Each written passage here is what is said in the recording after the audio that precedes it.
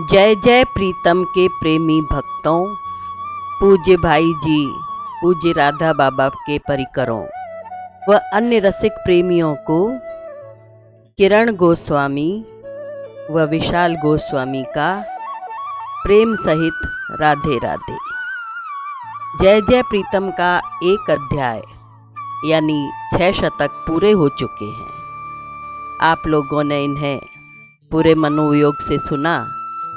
यदि कण का मात्र भी आपको आनंद की अनुभूति हुई है तो हम कृतार्थ हुए।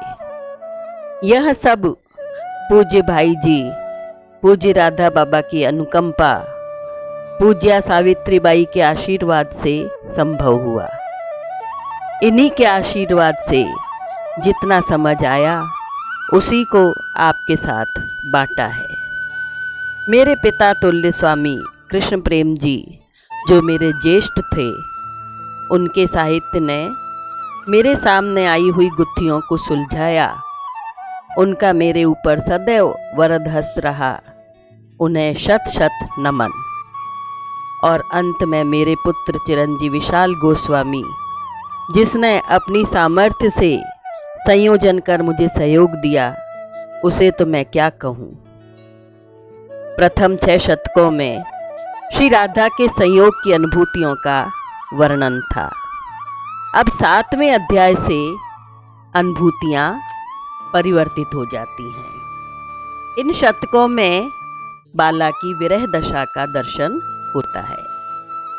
आज हम 7वें शतक में पदार्पण कर रहे हैं।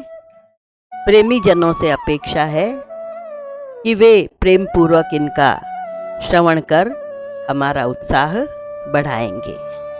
पुनः गुरुजनों व गुणीजनों से अपनी अल्पज्ञता के कारण रही त्रुटियों व कमियों के लिए क्षमा प्रार्थी हूँ। 7वां शतक प्रारंभ करते हैं। जय जय प्रीतम अमृत कथा 7वें शतक का प्रथम भाग, छंद संख्या 607 से 631। 5वें शतक में दुर्वासा मुनि का वृषभानुपुर आने का प्रसंग है। दुर्वासा मुनि की श्री राधा व मंजू श्यामा सेवा करती हैं। मुनि प्रसन्न होकर राधा किशोरी को वरदान देते हैं कि इसके हाथ से निर्मित भोज्य सामग्री जो खाएगा वह निरोग हो जाएगा। 1 वर्ष पश्चात कुलगुरु भागुरी को भोज्य सामग्री पहुंचाकर वे लौटती हैं, सखियों सहित लौटती हैं। सुंदरी सरोवर में स्नान करती हैं, जल क्रीड़ा करती हैं। यहीं पर श्री कृष्ण से आंखें चार होने पर श्री कृष्ण के अन्य मनस्कता का विवरण है। श्री कृष्ण के स्वस्थ होने में उक्त वरदान सहायक होता है। दूसरे दिन नंदग्राम में रंधन कार्य करके किशोरी सखियों के आग्रह पर पुराने अश्वत्थ के वृक्ष के नीचे विश्राम करती है। यह वृक्ष बड़ा विचित्र था। ऐसी गाथा थी कि वहां देवी बैठा करती हैं। इसके नीचे बैठकर जो कोई इच्छा करे वह पूरी हो जाती है। इसी वृक्ष के नीचे राधा किशोरी ने एक स्वप्न देखा। स्वप्न तो कहने मात्र का था। यह अनुभूति तो रस का सागर है, जिसे वाणी से व्यक्त करना संभव नहीं। यह रस का सागर इतना गहरा है कि इसकी गहराई कोई नहीं माप सकता। इसमें कोई व्यक्ति जितना डूबा, गहराई बढ़ती ही गई। वह मर गया। यदि बचा या बची तो गूंगा गूंगी हो गई, अर्थात बतलाने में असमर्थ रही। वह गूंगी यदि संकेत कर समझाए तो कोई समझ लेगा, यह आवश्यक नहीं, क्योंकि बतलाने वाली बहरी अंधी तो थी ही, अब पगली भी हो गई। अतः कोई समझा है इसका निर्णय भी नहीं हो सकता। वह गूंगी निर्णय देने तो आएगी नहीं। इस शतक में जिस मधुर रस की लीला का वर्णन पूज्य बाबा ने किया है, वह लीला प्रेम की पराकाष्ठा परकीय महाभाव स्वरूपा है। इस अवस्था में श्री राधा का सर्वस्व श्री कृष्ण को समर्पित हो चुका है। जागृत, स्वप्न, सुषुप्ति और तुरिया चारों अवस्थाएं प्रीतम में लीन हो चुकी हैं। ऐसी स्थिति में उपपत्ति होने की संभावना नहीं है। हाँ, भगवती योग माया लीला महाशक्ति ही अपनी स्वरूप भूता श्री कृष्ण आह्लादनी श्री राधा, मंजू श्यामा, ललितादि सखियों में श्रृंगार रस का आस्वादन हेतु ही स्वप्न भाव उत्पन्न करती हैं। छंद संख्या 613 614 में भगवती योग माया द्वारा रहस्योद्घाटन की बात आती है। भगवान के दो रूप हैं, ऐश्वर्य रूप और ब्रह्म रूप। जब लीला में ऐश्वर्य का प्रकाश होता है तो माधुर्य रूप छिप जाता है। ऐश्वर्य रूप में भगवान का महत्व प्रकट होता है। ब्रह्म रूप में आदर्श प्रियत्व की झांकी मिलती है। यहाँ योग माया उनके ऐश्वर्य को तो छिपा लेती हैं और ब्रह्म स्वरूप प्रीतम रूप का रंग स्थल उद्घाटित करती हैं। यह स्वरूप लीला माधुरी, वेणु माधुरी, रूप माधुरी और प्रेम माधुरी से युक्त है। श्री राधा रानी की स्वप्नानुभूति का प्रारंभ इस प्रकार होता है। यह स्वप्न हमारी तरह काल्पनिक स्वप्न जैसा नहीं है, जिनमें हमारे मन की छिपी वासनाओं के संस्कार उभरते हैं। उनका स्वप्न तो रस पोषण की विशेष लीलानुभूति है, सत्य का सत्य है।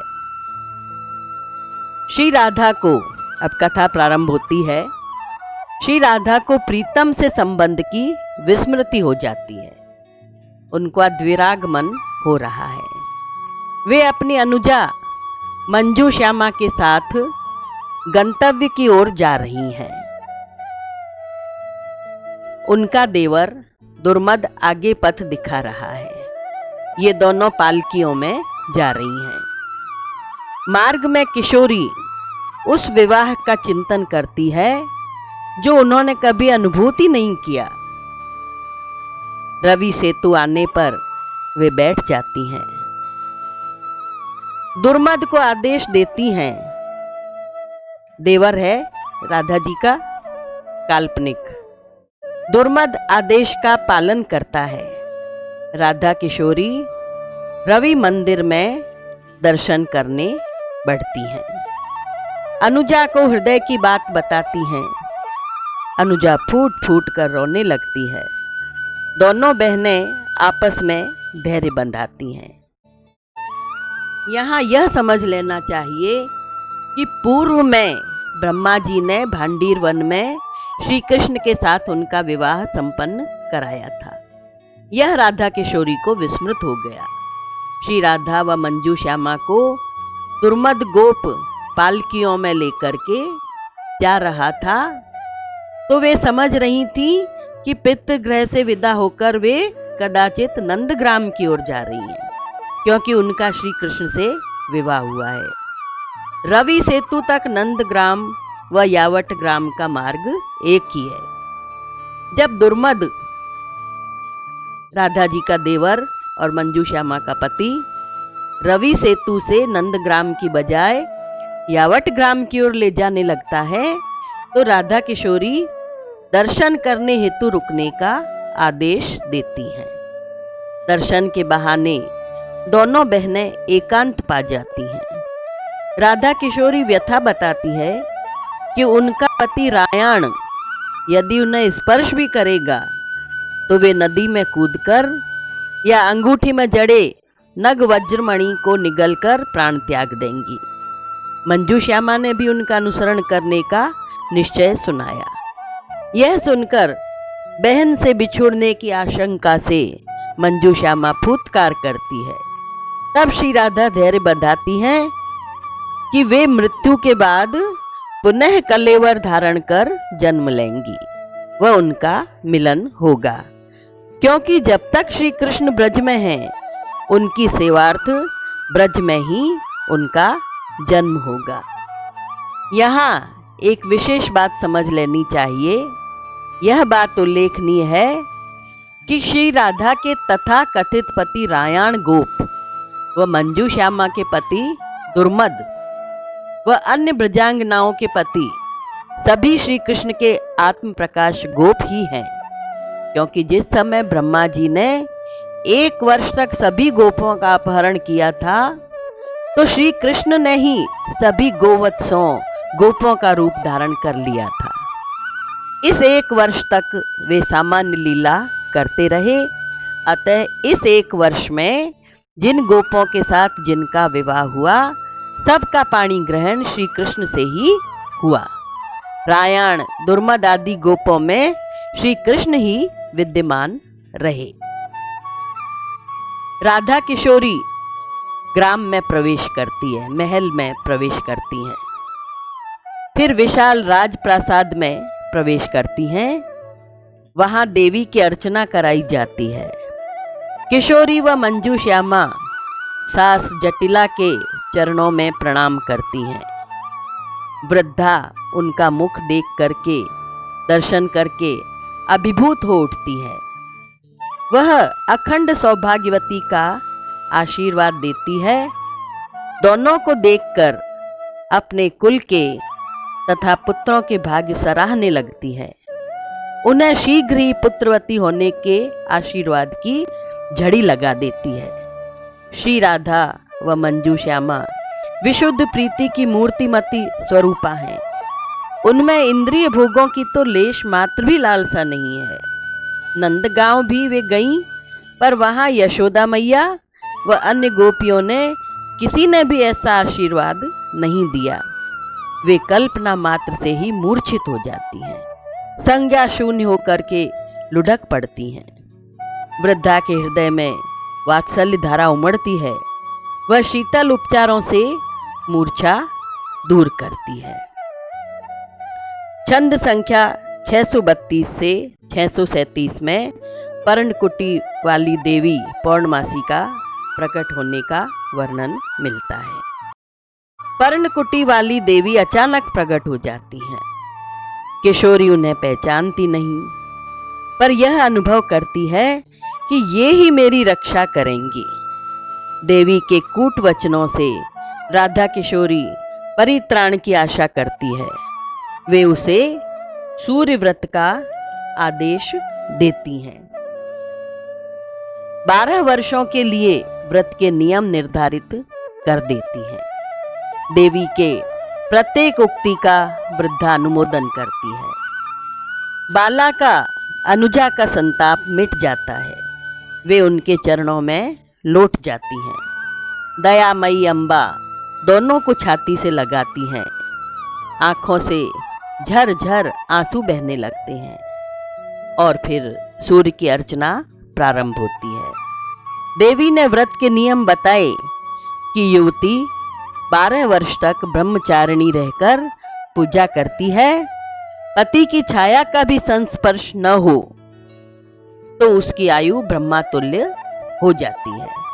यदि भूलवश इस दौरान पति की छाया भी पड़ जाए तो उसकी मृत्यु हो जाती है। ये रावट ग्राम की राजमाता जटिला से सहयोग देने की आज्ञा देती हैं। राधे राधे, राधे राधे, राधे राधे, राधे राधे।